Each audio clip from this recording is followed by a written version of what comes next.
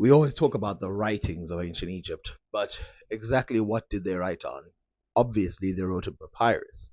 This papyrus, which was discovered early, about 2900 BC, was only used in the African continent. Now, this would be surprising, but papyrus naturally grows in the African continent. What does that mean? Well, this means that outside of Africa, everybody else had to rely on clay, bone, and other environmental stuff. But papyrus is weird. Papyrus is not the same as any of these other naturalized forms because of its makeup. Now, in Africa, papyrus had been used for several other things since it naturally grows there. It's been used for mats, for shoes, for roofing, and in some cases, the inside has been used for adding to meals in order to make it healthier. Let's just leave it there because it's not about that. And then, of course, you have the mats that were used in papyrus. But here's the thing: from this, you get the jump from straw mats and random things pulled together with string. The people of Egypt actually blame this invention on Thoth, both writing and papyrus. Now, obviously, if you get Thoth, we're talking about mythology, so it's possible that it was invented before any of the people who made up that myth started to or knew in the past who did it. Now, obviously, it was invented by generation after generation of slow moving progress. How, though? How exactly would someone invent paper out of papyrus? Well, first, we have to look at what papyrus starts off as. This unassuming plant, as you can see, I mean, personally, I would not even know where to start had I didn't if I didn't know the answer already. I would not know where to start to make paper out of this. Do they make it out of the leaves? Do they make it out of the stem? Do they make it out of the roots? What electrical devices do they use? It's actually more simple than you think. And in fact, I think they were inspired by the reed maps that Africans had already been building before. Because the process of creating this papyrus is actually fairly similar in one way. In every other way, it's more similar to other things that they did in Africa. So, exactly what did they do? I mean, given that they were a farm civilization and they didn't have that many tricks up their sleeves that could involve higher technology, well, all they did was merely shave the stem. And once they've shaved the stem, they would grab a hammer and they would pat it down until it was fairly flat. This would remove some of the sugar and water inside. And then they would place it inside some water. This process would also remove more sugar, making it less natural and more artificial.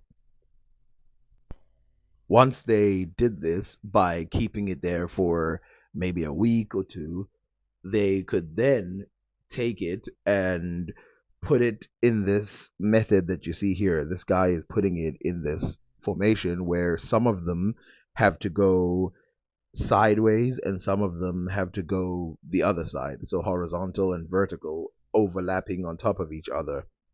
And then of course they would grab this is the part that's very genius because again the genius of genius comes from engineering. KISS. Keep it simple, stupid. What they would do is they would grab two rocks, right? First they would cover it with leather, so they'd get two pieces of cloth and they would cover it, and then they'd take a rock, so they'd place this thing over a rock, and then they'd place the other rock, on top of this, basically creating a press machine.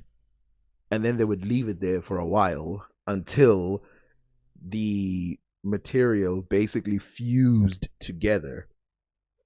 Once it fused together, it would look like a scroll, and naturally it could fold up.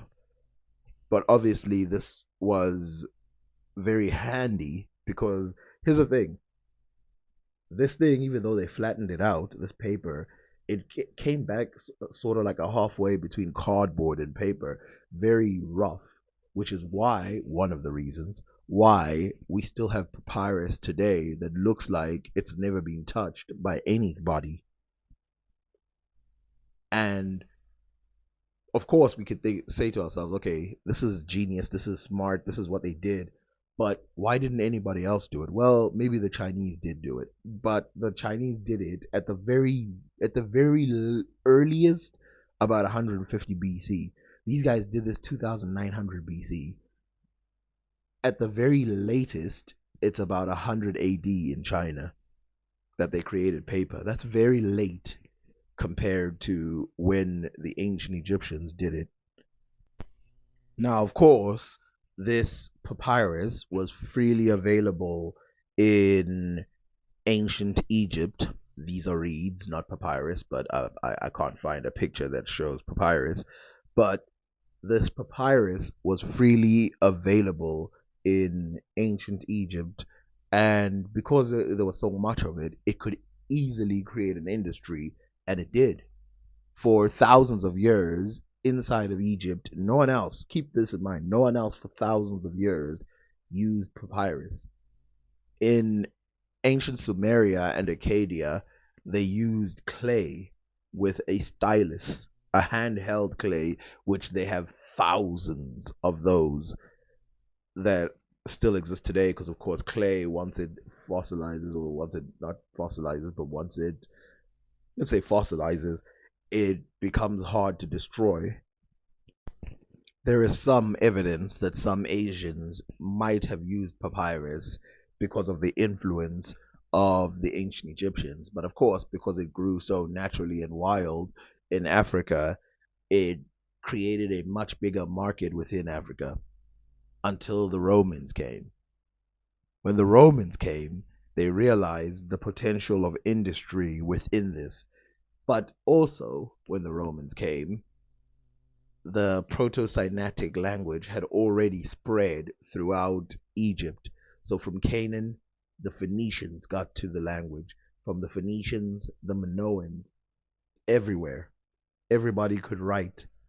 And then now that every civilization had its elite writers who could write, basically, they were pretty much ready for papyrus.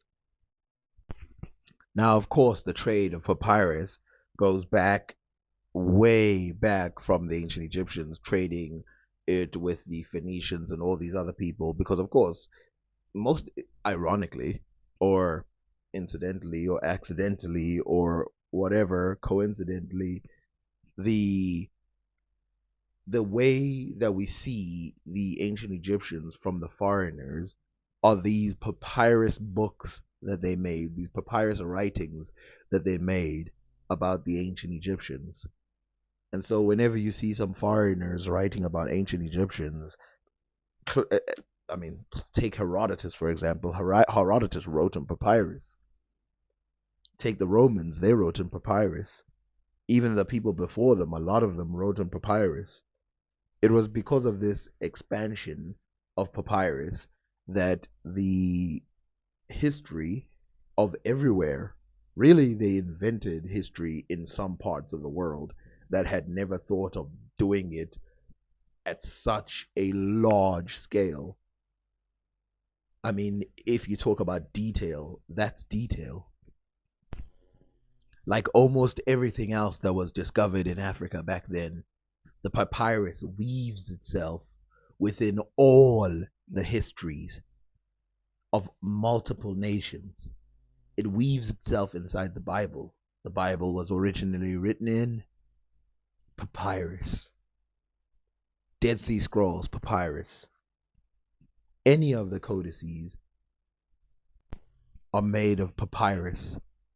Papyrus, papyrus, papyrus. This African plant that was first tamed by these humble people. This is what makes me feel lazy. Very simple engineering taken by these people, grown outside like any other plant. And again, I'll go back to what I was saying. Who the hell looked at that green plant and thought, I'd like to write on that?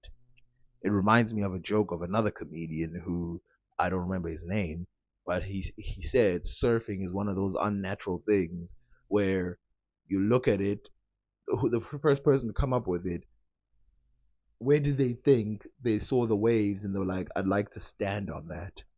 It's weird. It's even weirder that everybody else didn't think of it. Everybody else didn't come up with anything close to that. The Chinese, of course, did invent paper, but there is some suspicion there that they could have run into papyrus. I mean, papyrus was still known by other civilizations like the Muslims and people like that. And the Muslims were in full contact with the ancient Chinese, and they were deep in the study of ancient Egyptian books and scrolls. Another thing that is shocking about this papyrus and its simplicity and make is the illustration right at the bottom, the one where they use a hammer. It's interesting that they didn't think to use rollers or anything like that. This shows you how primitive this act was.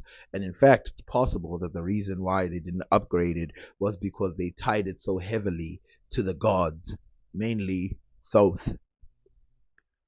Writing in the ancient